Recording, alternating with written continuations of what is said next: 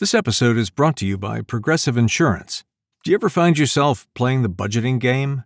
Well, with the Name Your Price tool from Progressive, you can find options that fit your budget and potentially lower your bills. Try it at Progressive.com. Progressive Casualty Insurance Company and Affiliates. Price and coverage match limited by state law. Not available in all states. Hi, Ryan Reynolds here for Mint Mobile. Are you looking for a beach read this summer? May I suggest your big wireless bill? It's got suspense, mystery, a slightly flat, emotional arc, and a shocking twist where you realize you've been overpaying the entire time. Fortunately, though, Mint's story is better. Every plan, $15 a month. Even unlimited. That's it. Happy ending. Zero tears. Give it a try at mintmobile.com/switch. Upfront payment of $45 for 3 months, $90 for 6 months, or $180 for 12-month plan required. $15 per month equivalent. Taxes and fees extra. Initial plan term only. Greater than 50 gigabytes may slow when network is busy. See terms. Sometimes losing everything forces you to finally build what was always inside you. Chef Peter Garces grew up in Brooklyn, surrounded by food, family, and the unmistakable rhythm of New York pizza. His love for cooking began beside his mother, but the idea that it could become a life came from watching chefs like James Beard Award winner J.J. Johnson turn skill, culture, and creativity into something larger. Peter went to culinary school, worked his way through dish pits, garde-manger stations, grills, sauté lines, and some of New York's most respected pizza kitchens. At Roberta's, he stepped in front of a 1,000-degree oven with almost no experience and somehow made it through a New York lunch rush without burning a pie. At Apizza Regionale, the work nearly broke him, but it also hardened his discipline. At Pizza Loves Emily, he learned what happened when pizza was treated with the same intention as any serious culinary craft. And at Mama's too, Peter found himself at the center of one of the most talked about pizzerias in New York. When the New York Times arrived, the pizzas photographed for the review were his. When the review hit, the line wrapped around the block. And when Peter ignored an instruction to keep the menu simple and filled the display with every pie he could make, Jerry Seinfeld walked in and discovered a pizza that kept him coming back. It felt like momentum. Then, Peter's house burned down.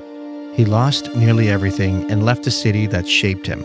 He arrived in Florida and discovered that the experience and reputation he'd built in New York did not automatically follow him. The kitchens were different, the pay was different, and once again, he had to prove who he was. But the fire didn't end the story. It redirected it, with the support of his parents and his lifelong friend and business partner Nigel, and a place called Catapult that gave him the resources to start again. Peter launched a mobile pizza operation and moved into a brick-and-mortar restaurant within the same year. Today, By the Chef Pizza is not simply another pizzeria. It's the result of every kitchen that trained him, every person who believed in him, every shift that tested him, and everything that fire could not take away. He doesn't simply want to own a pizza shop. He wants to leave a mark. This is a story about craft, loss, fatherhood, ambition, and what happens when a man is forced to start again, but refuses to start small. Chef Peter Garces, welcome to Walk and Talk. When you look at By the Chef today, do you see a restaurant you opened or the life you rebuilt after the fire? I see a restaurant that I opened because this is something that I can see in Pennsylvania, in New Jersey. I feel like my concept could work in New York where all the competition is so tough. I just feel like I came up with something that reflected such a long career. And because the career was just, I put everything into it, it just translated into me putting everything into my own concept. And I do believe that that concept was inevitable, whether it be because the fire happened and all my trials of tribulation, or even if everything went well in my life, I still believe I would have ended up with a By the Chef pizza. You grew up cooking with your mother before you got into kitchens or any of that. When you look back and you contrast that against where you are today, what did those early moments with your mom give you that culinary school couldn't? Ooh, so I would say wonder, like you get a real sense of wonder as a kid from things that as an adult you don't necessarily do. I believe that as a kid cooking with my mom or even just watching my mom cook, that was the best part of the day. Ooh, food. I'm watching ingredients go in, fire roaring, and I'm seeing something wonderful happen. And I think because of that sense of wonder as a child that I was able to experience, I was able to hold on to that. And I think as an adult, that translate into passion. So it's still wonderful, it's still magical, but now I know the science behind it. Whereas as a kid, it was just wonder. Now it's passion in art. Are you a creative guy outside of cooking? Did you grow up into with art or music or something like this? To be honest, No, I want all lies. Yes, to be honest. I would say no. I was never really the artsy, artistic person. And maybe that's why the art of culinary is something that just stands out so much to me, because that is the one art that I like, really love. Aside from martial arts, I grew up training martial arts. I was always like a sports kind of fighter type of kid. Not so much art. So if that's the case, when you're looking at plates, when you're looking at food, and you're looking at colors, and there's so many different things that you can do with it. And right now you're in pizza, which is fantastic. When you're looking at pizza versus French or some other cuisine, do you see like negative space on plates? Or how are you approaching that? Just from the art, the perspective of an artist. I feel like the pizza is kind of a blank canvas. You get a piece of dough, and really it can look like whatever you want depending on what you put on that dough. So from the aspect or the context of an artist, when I look at pizza, I look at it as a blank canvas that I can fill in. And when I think about what I'm filling it in with, there's the obvious. So I want color. I want start to go into your other senses. I want texture. I want all of these things.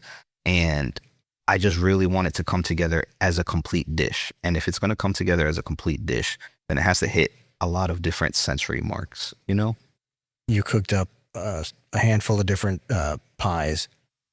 When we plated the cannoli, I was pleasantly surprised how pretty it looked. Now, what you put together, and it was all you. We had some microgreens and microflowers and whatnot. Marvin came by today from Cahaba Club, and you kind of, jazzed up the cannolis. But the photography was beautiful on that. It looked really pretty.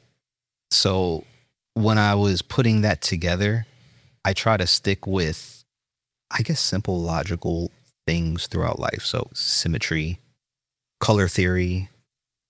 I'm big into science and all that. So I do try to use these things. So yeah, if I put purple here on top of a white plate, obviously it's going to pop more.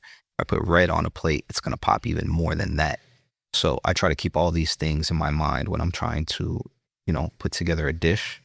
And it is really spur of the moment. Like, hey, this is my gut feeling. I think purple won't look as well here as red will look here. So there is definitely, again, I would say less artistic and more a scientific approach to the art. Again, like I like symmetry. I like color theory. So I can take all of that logic and try to wrap it in like, okay, maybe this flower would look good here. Maybe I should position it in this aspect so it's symmetrical with this side. I think art is science, except it's abstract in some ways. Peter, if you ask me, I think you probably either can sing, you could paint, draw, do charcoal, pastels, or something. And obviously, John had something to do with this as well. And the photography is gorgeous, stunning, really. You've got an eye for this. I'll take your interpretation, to heart, and your word for it to heart, because you are right. It is art, and it is science just through the medium of an art, as you were discussing. So I can definitely see that. Maybe it's a personal thing. I feel like artists put so much time and effort into that painting, that music, that thing, that maybe it's just a humbleness in myself that I'm just like, I have more work to do. Yeah, but it is humble, but that's what you're doing when you're cooking. You're putting the same energy, you're putting the same time. It's the same motivation, it's the same passion. Sure. Except we're not eating a painting, we're eating what's on the plate, right? Oh yeah. But you didn't go to culinary school, but you did have direction, and you sought after direction. You go the extra mile to learn one of those people is Chef J.J. Johnson, James Beard recipient. How does a young guy getting into this business even meet a J.J. Johnson, let alone being able to leverage somebody like that to give guidance in your culinary career? Luck, happenstance. My family just so happened to be really good friends. My brother is best friends with him. And that gave me the opportunity to just watch him as I was a kid. And once I was a teenager, I noticed, wow, my brother's best friend is on TV as a chef. So with that, crazy. Maybe that's something that I can possibly do one day. I work hard because I know he worked hard. So if I'm willing to do the same thing, maybe I can, do the same. This episode is brought to you by Trimark, the largest food service design, equipment, and supplies provider in North America. Trimark works directly with operators, bringing design-build expertise, supply sourcing strength, project management, installation, and servicing together to power smarter hospitality kitchens. Learn more at TrimarkUSA.com. What's a conversation with him like for you, from your perspective? You go, hey, what do you call him, JJ? Yeah, I call him chef, but honestly, you didn't always call him chef, though. I didn't always call him chef. Honestly, as a kid, my brother's 8 years older than me. I assume Chef JJ is either 7 or 8 years older than me. So, I was always just that little annoying kid. I was the little annoying kid around my brother and his friends, and that's how I wouldn't say that Chef JJ also, looked at me as, oh, that's John's little brother over there. But for sure, as I got older, again, I recognized the chef and the level of expertise that he had, and that made me want to give him the respect that he earned, and call him chef, because he's earned that title. He worked very hard for that title, and as at the time being a teenager wanting to get into the field, I need to recognize who has paid their dues and try to learn from them and try to grasp whatever I can from them, so that way I could one day myself be a great chef. You said earlier that you're into martial arts and you were fighting. Were you getting into trouble as a kid? No. I just love martial arts and fighting. Like, I was that kid watching Bruce Lee and Jackie Chan and even UFC as I got into my teens. I wanted to be an MMA fighter for actually a very long time. I wanted to be an MMA fighter along with a chef. I trained for a while and I got into a bad accident, so it kind of veered me away from that. But I always have a love for martial arts. From the age of 5, I trained martial arts, and that's an art for me too, I would say. So look, you're talking about Brooklyn, you're talking about the boroughs, New York and everything. And, I lived in Brooklyn as a kid in Bensonhurst and also Staten Island. And I don't know how it is today, but back then there was a lot of fighting. Yeah. Just was what it was. What drove you into martial arts? What drove me into martial arts is my dad going to Blockbuster on Fridays and then coming back with whatever he could find. Some Van Damme movies? Oh, yeah. You already know how that goes. So one day he's coming home with Bruce Lee, Enter the Dragon. The next week he's coming home with the Jackie Chan, Who Am I? And I'm just watching these things and I'm just like, wow, this martial arts thing is really cool. There's a discipline. There's a sense of pride and respect with it, and I just love that even as a kid. All right, this is a yes or no question. Steven Seagal? No. Okay, totally need to know. But I gotta tell you, when John and I when we were coming up, Steven Seagal was it. Yeah, he was it. And I don't know if it was just him, but it was like the style and the shooting, like the actual cinematography, mm-hmm. was real fast, in your face, and doing things that you're not accustomed to seeing and all that stuff. And then it got weird as I get older and the whole thing. But yes, we heard your answer. Awesome. Martial arts, boxing, UFC, any of these fighting styles, it's a discipline. How old were you when you started? I trained from 6 until I was 18 straight.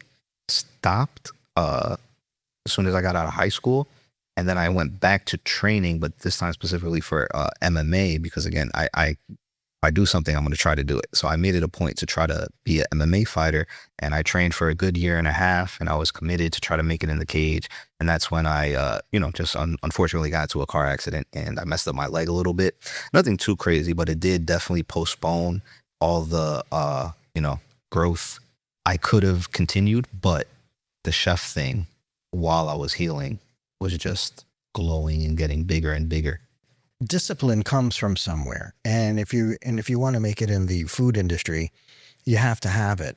When you were at Roberta's, you were in charge of a 1,000-degree oven, and you got stuck manning that oven by yourself on a busy shift when you weren't really prepared or ready for that. And somehow you made it through. Is there a correlation between all those years of martial arts and the discipline of it, and then having the stones to make it through a shift in New York at a busy, very busy establishment like Roberta's? 100%. I'm so grateful for martial arts as a kid because I was already undisciplined, kids, but specifically me, I was very undisciplined, and that really instilled a sense of not only a discipline, but how to deal with life problems, because martial arts is a way of life. So when problems occur, there's certain ways you deal with it. There's the right way, there's the wrong way. When I'm in the middle of a rush, the first time in New York City on a 1,000-degree oven Roberta's, because my manager said, "Hey, I think you got it. Let's see." And I go for a test run. I was able to pull it off simply because I had the mental fortitude of keep going. Don't mess up. Focus. Don't break your focus. But if you do mess up, it's okay. Keep going. You don't stop. There will be a time to stop. There's always something. Someone's going to stop you. Something is going to stop you. Until that happens, go and make it through. And I had that mentality from martial arts. Hey, you get in trouble. Your sensei is making you do a bunch of push-ups. You got to make it through those push-ups some way. Well, it's funny. A lot of the people who go out to dine, a good many of them have never been in a kitchen. Hardly anybody outside of the industry will understand the ticket machine and the printing sound and having a full wheel of orders. When you're talking about a kid in charge of, it's intimidating. And you're talking about fire and ovens and heat, 600, 800, 1,000 degrees. That's intimidating. To make it through something like that and not really being trained for it. And you said that you didn't burn a pie that day. Did not burn a pie in that lunch shift there. Was it at that moment that you knew you were built to be in this industry? I feel like I had the clarification, that level of clarification before. What that showed me or proved to me was that pizza specifically was something that I needed to pay more attention to and to try out. Have you gotten your ass kicked in this business? Abused? I would say everyone in this career has at some point. So that's a hard yes. Where were you pushed the hardest? You've been in some pretty high-end places. Where would you say that you experienced that the most? This is a one place that really stands out. It was Apizza Regionale in Brooklyn. They had opened kind of like a food hall type deal, and Apizza Regionale was located in there. That was a very difficult job because they wanted everything perfect. They wanted everything the best every day. Every day kind of felt like I was being pushed and also tested to my limits, which at the end, I would say polished me as a chef and a pizzaiolo. At the time, I wasn't fresh into pizza, but that was definitely something in my pizza career where I was like, okay, this is a test. I think we were just talking about this earlier today while we were, cooking and filming and everything. But you need to, kind of walk across the coals, the fire, Mm-hmm. in order to understand how to deal with the fire. Yep. You have to earn your stripes. And that means getting your butt kicked and taking it and learning. And you're not going to learn if you're not pressed. Yep. You're not going to, well, let me say it like this. You might learn, but you're not going to learn how to do it in its highest capacity, in your highest capacity, unless you're really pushed and pressed. I agree. You have to go through trials and tribulations. You know, lessons have to be learned. Very rarely is somebody at a point where they walk into something and, you know, they're just that perfect. You know, it takes mistakes, learning. And even at that point, you know, it's point now, and I always referring back again to martial arts. When you're a black belt, when you're an expert in any field, that doesn't mean you don't make mistakes. That just means you make less mistakes than a white belt would. Walk and Talk Media is proudly supported by Rack Porcelain USA, creating durable, beautifully designed tableware for chefs and hospitality professionals. Learn more at rackporcelain.com. Well, it means you made your mistakes already. You made the bulk of them already, and you've surpassed making those same errors over and over again. Yes. I'm not saying that it's good for executive chefs or kitchen managers or, you know, people who are in authority in the kitchen to be abusive in a physical way or, you know, insulting or whatever. I'm not saying it's right. But I am saying if you endure that and you come out on the other side and you've learned and you're good at these things that you were taught, even if you were taught in a way that damaged you or you think you're damaged, I think you're stronger. Yeah. Again, I'm not saying throwing a 6-pan at somebody across the, you know, I'm not saying that that's good. But if you have to deal with that, okay. So what? Move on. The person who did it, jackass. Wrong. But if you had to deal with that, you're going to just be stronger at the end of the day. Yep. And you're going to be better. I don't know. I don't know if, I don't know how well that's going to be received in today's world, but I feel like there's a fine line. Like, walk the tightrope. If somebody is abusive, learn but they're really good. Okay. Here's the thing. If somebody's abusive and they don't have anything to offer for knowledge or a skill set, yeah, get out. But if that same person can teach you something, absorb it, man, and then leave and go do your own thing. I highly agree. But also I feel like multiple things could be true at one time, you know?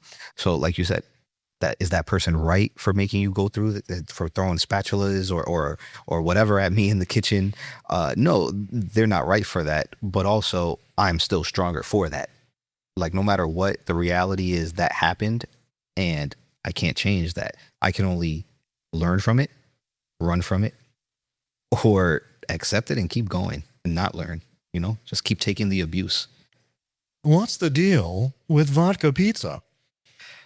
So I got into a place called Mama's 2. Luckily, because again, Chef JJ, I was at a point in my career where I was like, what do I do next? So I reached out to Chef JJ and I asked for his opinion, and he said, hey, I've heard about this spot, Mama's 2. It's up and coming. I think you should check it out. Might be good for you. So I went, checked it out. I interviewed. I got the job.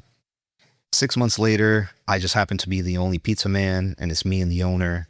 We're making pizzas all day, running the whole thing. Coincidentally, we get somebody from the New York Times to come in and they review us, and the review goes crazy. We're making pies, just me and the owner. But because it was so busy due to the New York Times review, he only had me making pepperoni and the house pie, which is understandable. The volume is so high. We got to keep it going. If we try doing too much, we might mess ourselves up. One night, though, we were doing the usual, and we hit a point where I was just like, hey, I can fill up the window with all the nice pizzas that you have on the menu. Let me do that.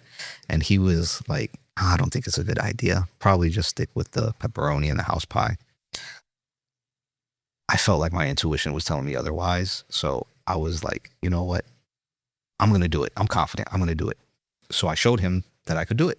And once I did it, he was happy. And he was like, oh, hey, you did it. Awesome. And then even more on top of that, Who comes in through that door a minute later, right when the last pie comes out? Jerry Seinfeld. He comes in and he sees a beautiful display window, and he walks up to their vodka pie that they had over there, and he looks at it and he tries it. And from that day on, he said, hey, this is my favorite pizza. This vodka pie is my favorite pizza. So I just feel like I was very, I always, say coincidentally or luckily, I chose to go with my intuition at that time. And that resulted in Jerry Seinfeld coming in and him, claiming, hey, Mama's 2 has the best pizza. And to this day, Mama's 2 is, reigned as some of the best pizza, if not the best pizza in New York. When you told me that story, I literally heard the voice of Jerry Seinfeld, right? Like I saw the whole thing in my head. I can only wish that how I imagine it is how it actually, how it happened. All you're missing is like, Elaine and Kramer and the gang, right? Like, I don't know.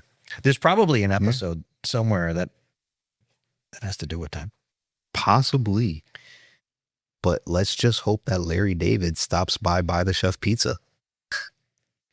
I understand that he walks with the sound score and he just walks around, the city with that playing in the background. At least I know he's coming. You're on shift. The boss says, hey, don't do that. And you said, I'm going to audible and I'm going to do it. The Times comes, photographer, all this happens while you're there. There had to be a feeling for you in your heart, in your soul, maybe that you didn't even share with anybody, that had to do with belonging to the industry. Did you feel that? Was that something that came up? For sure. It was a very long, hard path up until that point. Still hard and long path to this day in the culinary field, but making it to that point and having something real for my resume that stands out than more than just, worked at Olive Garden, worked at this place, worked at that place, and this place. It's all great, but to have something really shining, like, yes, you were the sole pizzaiolo at Mama's 2 when they got reviewed by the Times. The pictures that they took were pictures of pizzas that I had made that day. So all of that stuff kind of just made me feel like, hey, I picked the right path for culinary. Because throughout your life, you always think, hey, what if this? What if that? What if I was a lawyer? What if I was a doctor? That kind of really helped me, feel like, yeah, I picked the right path. And then I would say even more than that, I like real vindication, like I did something proper, like no second guessing. I did it right. How bad was it for you to actually go through losing a home in a fire? And then I actually come to find out that it wasn't once and it wasn't twice, but it actually was 3 times. First of all, I'd leave the state. Just saying. But what is that? What do you even, like, what is that story? So from the moment that I was a kid in the 90s, there's been like 4 different people that lived in and out of my neighbor's house. The first person was honestly someone that was just mentally ill, and she tried to burn the house down with herself in it. And when she did, the house caught fire and it spread to my house. It's New York, so the houses are super close. So that was the first time. The second time, third time, honestly, I couldn't even tell you because it was in my teens. I just know my dad dealt with it and he was very upset. Nothing too crazy. The roof got damaged. Insurance, they take care of it, all that. Is this the same property? The same house. 3 or 4 times at that time. Again, I'm not really sure about the teenage years, but the final time in the middle of COVID is when I lost it all. And yeah, that one was bad. Unfortunately, there was some kind of problem with the wiring next door, and that just sparked into a blaze and made it over to my house. Was anybody home? How did that, walk me through? So it was 4 a.m. This is like 4 a.m. I was knocked out. And all I know is somebody was banging on the door so loud that I woke up. And we were talking about it earlier. This New York, things happen. So I'm thinking, wow, somebody's really trying to break in. Let me get ready. So I look out the window and I'm just like ready for anything. And this guy is just screaming, "Your house is on fire." And as soon as he said that, I knew. And I actually asked him, I said, "Is my house on fire or is the neighbor's house on fire? And is it coming over to catch someone?" He said, "The neighbor's house, and it's spreading right now to yours." So I just knew right away, get everybody awake, get everybody out the house, and we'll figure the rest out later. At no point did I ever think that I was going to lose everything, because that's the third or fourth time that the house caught fire from the neighbor's house. So I felt like this was just the usual. They'll get it out. We'll take care of it. But this was not the same. How old were you? Support for Walk and Talk Media comes from Metro Food Service Solutions, trusted by kitchens that need storage and workflow that actually does the job. Learn more at metro.com. Oof, in 2020, I was 30 years old. 30 years old. You get to understand every single feeling and emotion for that. Yeah. Like you see it, you feel it, you understand, wow, this is a big deal. Yeah. It happens overnight. How many people are in the house with you? 2 brothers. One other person was living or was staying in the living room that night, a family member, and myself. Adrenaline? Oh, yeah. Running, just shooting out of my eyeballs, running up and down, trying to make sure that my brothers are awake. Because at that point, I wasn't worried about myself. I know I'll jump out the windows. Anything crazy happens, I'll be all right. It's nothing crazy. Worried about my brothers, who at the time were old, in their mid 40s and everything. So, Geriatric. Well, not really. I mean, they work all day and they're knocked out at night. So getting them awake was a battle. Me, after the guy knocked on the door a few times, I was like, "What's going on?" They were knocked out. You were in a stance. You were ready to go. You were ready to do a crane kick. Like it was on. I was gonna kick the fire out for sure. I get it. I totally get it. Not to make light of it or make it funny, but that is a nightmare scenario. I mean, I've had my alarm go off in the middle of overnight, 3-4 in the morning, and I have to jump out of bed, clear the house, and you're like, you feel it. But there isn't fire, there isn't smoke, there's none of these things like you see in the movies and stuff like that. I don't even know that I don't even know. I don't even know. I am, for a man, I speak for a living. I don't know what to say to you about that. It was an experience. It was an experience that I felt like would pass. And it was just, again, the usual, up until there was so much smoke that the smoke was coming through the wall. When the smoke started coming out through the wall, that's when I was like, okay, I got to make sure everybody's okay and get the hell out of here. Do you have a life lesson from that? What did you take from that to bring into the rest of your life? There has to be something.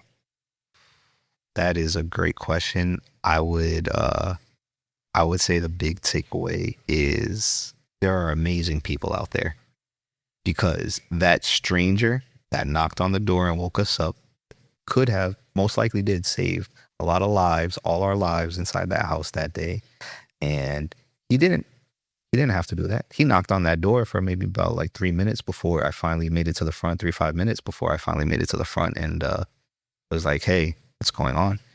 He was there banging, screaming, "Hey, so get out of there. Hello, is there anybody?" He didn't even know there was anybody in there. Well, he was there to rob the place. He was there to rob it originally. Then he saw the fire and he's like, "You know what? I better do the right thing." Right. And this Curb Your Enthusiasm theme just starts playing. So there are amazing people out there, because he saved us. He really did. And to this day, don't know who the guy was. Never met him before that. Never saw him after that, even immediately after the fire. As soon as we start running out the house, I start looking for him. I'm just like, "Hey, where's the guy that saved us?" Disappeared. That literally could have been an angel. Oh, definitely. I say that with the absolute straight face. For sure. You never know. Somebody saved me. All right, so you get this Brooklyn kid. There's a fire. There's a whole life's worth of experiences when you're in your early 30s, right? You've already lived a lot. And, you got this New York, Brooklyn kid, whatever. And then all of a sudden, you're in Florida. And it isn't that you're in like Miami, right? No, you're in Lakeland. You came back to Lakeland. That's a culture shock, number one. I know that culture shock because I went from Miami as a child to Brooklyn and to back down to South Florida. But where I was in South Florida was very much like this Lakeland, Central Florida vibe. Mm-hmm. And it was not easy. How does a northerner come to Central Florida and be accepted, open up a pizza shop? By the way, fantastic. Oh, and another by the way, I'm staring at this guy, Nigel, your partner. This cat drove, and I found out he drove down from New Jersey to be here for the show, for you to support. I want to say thank you to that guy. Shout out to Nigel. Shout out to Nigel. And he came with the blazer and everything. Guys, you're all right, buddy. He's a pro. He's a pro. So you go from the Northeast, you're in Central Florida. How do you deal with that? That's a big deal. That's a hard one. For sure. I like to think that I'm well-traveled, specifically like within America. I love checking out different states. I've driven to Florida plenty of times from New York. So I have plenty of outside of city experience. And on top of that, when I was 12, my family bought a house here in Lakeland and my grandparents lived there. So I would summer vacation down here plenty of times, although it was different. You know, you go to Disney, you go to the pool. It's a different type of vibe than actually living here. But when I did actually move back down here, I did notice it was different. Like the population grew. There's a lot more trendiness here. So I do have experience with Lakeland. So the transition wasn't as tough as even I, expected it to be. I came down here. I looked for some jobs, didn't really work out simply because, New York, you'll run a kitchen for like 50,000 or up, and that's a salary. That's a career right there. And down here, they try to offer me like 16. So it's a little bit different, but that's okay. I had, the drive and the knowledge and the experience to look at my situation and say, hey, it's been a while since I've been in Lakeland. I'm here now. It looks way different. The population is booming. There's so much opportunity here. Maybe I can just take my experience from New York, take all of that and build something here in Lakeland. And that's what I decided to do. At some point, you had to figure out that having a New York resume didn't automatically earn you respect here. Mm-hmm.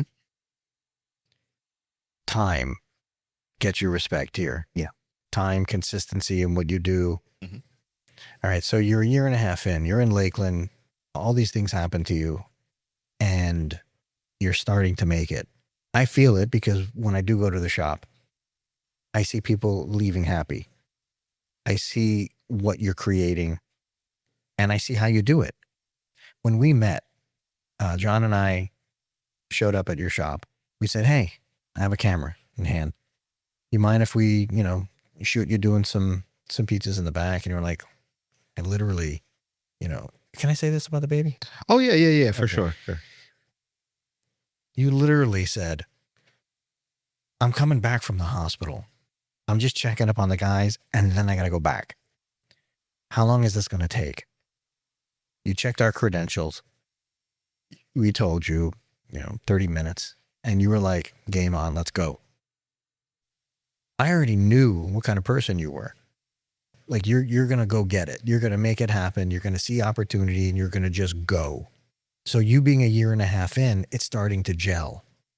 How far away still are you from achieving what you want to achieve? Because you still have a lot of plans. Yeah. Year and a half is nothing. Like you have some you and Nigel and the gang, you have very long-term plans. Mm-hmm. I would very much, how far am I? I would say I'm pretty far away from, I'll break it up into two things. There's my, the by the chef pizza, and there's what I want to do beyond that. So what I want to do beyond that is open up various different types of food, not just pizza, different restaurants, food hall concepts. I have a lot of things that I want to work on. For the by the chef specifically, I also feel like I'm far away, a little closer than the other concepts because by the chef is standing, like you said, 1.5 years in. So we have some momentum there. But I still feel like I am a ways off specifically because I'm still in there, to be honest with you. I'm in there all day, every day. I'm double checking. Once there's a point of I don't have to set foot in the building, but the business is still running, and I have employees that I can trust, and everything is running like clockwork, and I don't have to put so much focus into being there. That's when I'll know, like, okay, I've made leaps and bounds forward because, yes, I can execute, and that's great. This session of Walk and Talk Media is made possible by Citrus America, delivering fresh Florida citrus and juice solutions to food service professionals nationwide. Learn more at citrusamerica.com. I can execute pizzas. I can do all that, and that's great. But realistically, that's not what I'm just trying to do. I'm trying to build more. I'm trying to grow more, create more. And if I'm stuck running my operation all day simply because, for whatever reasons, my employees call out or like there's a gas leak, we're still 1.5 years in, so we're paying off debts, all of that stuff. Once all of that is in a place of it's ironed out, then I feel confident and I'd be closer to those end goals that you're speaking of. But right now, I would say I'm a far way away from by the chef pizza being what it truly should be, and from my own side operations, again, food hall, all that stuff that I would love to do. Well, let me just say this. Like, let me put it out there. I know pizza very intimately, and what you're doing is pretty serious. Yeah. I think I'm going to say this on record. What you're putting out is the closest thing to actual New York pizza that I have had in Florida. Nice. And I mean that. And I'm not going to say it if it's not what I believe. Yeah. I will also tell you that going forward, and we talked about this, when we have a lot of chefs and folks that come through here, the studio, they come in from out of town and whatnot. And usually we'll pick up food and have stuff here. You and I discussed it. We're going to do some work with you. You're going to do some work with us. And you're basically the walk and talk, official pizzeria, for the studio. And it sounds silly a little bit, but it's not. And it's actually kind of cool. And for me, it's a big deal. And I feel like you think the same way. Oh, 100%. Do you know what I mean? Because yeah. it's like, I respect what you do. I respect your approach to it. And the food, it's so damn good. It's so good. And I'm going to say this too, like L&B in Brooklyn, I started going there when I was like 4 years old. It was around the corner from where we live. So we would always go. So that has always been the number one pizza for me. I don't care who you are. That's it. And I know it's not the same as it used to be. I know there's new owners. I know all of that. But what you're doing reminds me of what they do. And I don't know if it's a nostalgia thing or whatever, but the long and short of it is you are filling a big void for me with a particular food type that I dig. So I'm so happy you feel that way. And I can't explain how appreciative I am of that perspective and opinion, because I take what people have to say, to heart. Because again, every day I want to be better and better. I want my food to get better and better. Every day it's a goal to be the best, because I am in this to be the best. I know that's true because you throughout the day here in the studio, and it's been a long day today. But you're checking reviews in between takes and stuff like that of the pizzeria, and that's what it takes, man. Yeah. When you care, you care. You see, you look at these things. This is what it is. Yeah. I'm always preoccupied, checking the cameras, making sure customers are happy, making sure employees are doing what they got to do. Because again, I take this very seriously. Obviously, it's a livelihood, but beyond that, it's again, passion. I'm in this to be the best. And that could have been true for anything. Again, martial arts, if I decided to be a lawyer or doctor, I'm trying to be the best doctor or lawyer or whatever it is that I can be. Obviously, it's a little easier with the culinary thing. But again, coincidentally, I'll fight you. Just coincidentally and luckily, I was trained, or I have the resume that I have. So when you say my pizza tastes like the most like New York, it means a lot, because I was trained by the best pizza people in New York. So that means that I've learned, I'm living up to what they have taught me, and I'm going in the right direction. let me stop you for a second, because here's the thing about pizza. And you can hear so many over the years. You hear the excuses. Oh, it's the water. It's this. It's that. And I never believed that. I've never swallowed that. And I think you just don't know what you're doing. You know what I mean? Tons of pizza places that are out there where you can just walk in the door, order your food. It's good. You pay and you go home, and hey, that's terrific. Mm. But then there's different levels to this. Yeah. And if you claim, hey, this is, hey, this is a New York style pizza. No, man, no, it's not. It isn't. That's a lie. And you're doing it wrong. And I don't know if it's your ingredients. I don't know if you know I don't know if you know the right way to do it. You were never taught. You learned it on YouTube. Man, I don't know. But you know what you're doing. Amen, dude. You know what you're doing. I And you know what? John Hernandez, this guy right here, him, let's all look at John. Let's stare at John. That guy, he's the one that turned me on to you. Because he lives, obviously, it's like 6 minutes from from here. Good work, John Hernandez. Shout out John Hernandez. Yeah, and look at these freaking, okay, so I said this the other week, right? And I just said, hey, we're looking at the wall, and I said there was a picture, but I didn't put any perspective to what we're talking about. John's got a big TV on his wall. And when John takes pictures, he has a software, whatever, he transfers the image right here to the TV.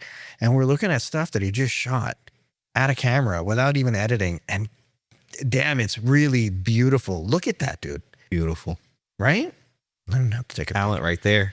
I'm taking a picture. I'm doing this like live. Let me just do this here real quick so people can see, because I'm going to post this later. It's funny that you say that about the water, because I wholeheartedly agree. And it's true, because pizza, like, a third of it, a little more than a third is crust. That's bread. Either you can make bread or you can't make bread. So you don't go to a bakery and say, hey, because you don't have New York water, your bakery isn't good. No, they can make bread or they can't. And I believe pizza is the same way. Either you know how to make a crust or you don't. Cheese and the sauce, a level of quality ingredients. Wait a minute. But don't sleep on the sauce. The sauce is super important. Incredibly, all of these things are important. The right cheese, the right sauce, obviously the crust, and how to tie them all together. Yes. There's a science and an art to that. Hands down, without question. Oh, yeah. The tomatoes. Without question. The tomatoes, like you said, it's the sauce. It also has to be good. There's same like the crust. The New York water. That's not the thing. You can either make a bread crust or you can't. Tomato sauce. You can either make a tomato sauce or you can't. There's nothing special or anything unique you have to do. You just have to know how to alter flavors. Tomatoes can be acidic. Do you know what to do when tomatoes are acidic? That all that comes into play when you're building a pizza. And yet high quality ingredients is going to be the thing to save it all. A lot of pizzerias, they'll use tomato paste in order to thicken up their sauce or really stretch their sauce. But tomato paste, that's the thing that gives you heartburn. And in the middle of the night, you got that thing here. That's personally not for me. Over here at By the Chef, we do use the whole peeled tomatoes. We blend it up and we season it up. And that's it. We keep it simple. You don't want, if you have high quality ingredients, you don't want to do too much to them. What you do, like you said, you want them to build off of each other. You want flavors to combine. You want flavors to compound or react differently once they hit your tongue to give you contrast. And that is where it all comes down to, where what's going to make the best pizza. But realistically, if you want a good pizza, you don't need the New York water. You just need to learn how to make some bread. How important is family to you? Can't put into words how important family is, especially, after the fire thing. After a fire, you don't have a family, you can wind up, or the resources, safety net, you can end up homeless, and just the worst things. But luckily, I had family. I stood with family. Family got me to this point. Family is everything to me. Your dad helped you with this. Yes. There would not be a By the Chef pizza without my father. How cool is it? What's the feeling for you when your father not just helps you, but he tells you that he believes in what you're doing? That's massive for a son. That's a big deal for a kid. Oh, yeah. Support for Walk and Talk Media comes from Crab Island Seafood Dip, creating chef-driven crab dips made with real seafood and bold flavor. Learn more at crabislandseafooddip.com. Dad is always the hero as a kid, and dad, even as you grow up, dad is dad. That's the guy. So I definitely had a feeling of pride and like, wow, thank you so much, Dad, for believing in me and seeing that I can make this happen. So it's a real tearjerker, from like a father-son type of context. But honestly, even beyond that, I believe my father to be a very intelligent, hardworking man. So leaving out everything else, my father as the human, the fact that he still believed in me and invested, again, not because I'm his son, but because I showed him, hey, this is the pizza thing. This is me interacting with customers. This is this, and this. And give him a sense of, wow, you know what you're talking about. You're an expert. We can make something happen here. The fact that my dad, believed that is just, I can't put into words, because I really do believe my father is a very intelligent man, more so even than myself. So if he says, hey, you're a good investment, that makes me feel great.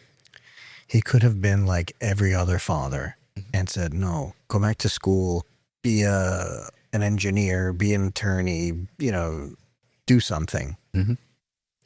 But he didn't. He embraced you. He saw your love and your passion for this, and he backed you. Dude, that's one of the coolest things that could possibly happen to anybody. Not only is it cool, that transfers into your own family. Because when your wife sees that your father gives you that kind of respect, she's inherently going to have respect. Mm-hmm. Just the way that it works. And that is beautiful. It really is. Again, especially as a son, my from a son to father, like my dad means the world to me. And again, just the fact that he believes in me so much, that gives me the feeling that other people will also believe in me. I know it seems a little backwards, like your parents should believe in you, even if nobody else does. But honestly, again, just because I believe my father to be a very logical, smart, educated man. So when he says, hey, you're a good investment, it just it brings out so much pride and joy for me. So, again, without him and Catapult, this wouldn't have, By the Chef wouldn't have happened. At least not yet. So what you're trying to build is bigger than pizza. It's for family. Your legacy that you're building, really. And everybody's along for the ride. Everybody has a place. Everybody has something to do with it. But you're building something like, as your kids get older, they're going to probably be a part of it. At least for a little while. Maybe they'll have their own things that they're going to want to go do, whatever. But this is something that everybody's going to remember well past, when we're all gone and they're still here. Yep. What is that? How does that sit with you in your head? That's exactly what I'm trying to build. And legacy. Legacy is I believe the main word that I would go with. That's what I want to, build and then leave for my family. So that way, one day that I'm gone, they will still have a By the Chef there to hopefully, support them and give them the safety nets that they need. It's a beautiful thing. I'm glad that we're here in our capacity for it. We're going to see a lot of each other. Dude, you did fantastic today. Thank you. No, thank you. How do people find you? So you can find us at www.bythechef.pizza. We are located at 1212 South Florida Avenue in Lakeland, Florida. We are By the Chef Pizza, Lakeland's premium pizza providers, and even beyond that, Polk County's premium pizza providers, and hopefully one day your premium pizza provider. Totally true. Everything you're saying is absolutely true. Look them up on Instagram at By the Chef Pizza. Nigel, again, dude, thank you, my man, for coming through. I can't believe you drove down here from freaking Jersey, dude. Well, shout out to Nigel Van Groningen, our business administrator. Yeah, the guy's awesome. I feel like we should be doing something like, All right, John, Will, Brown, you're awesome. Appreciate you guys. We are out.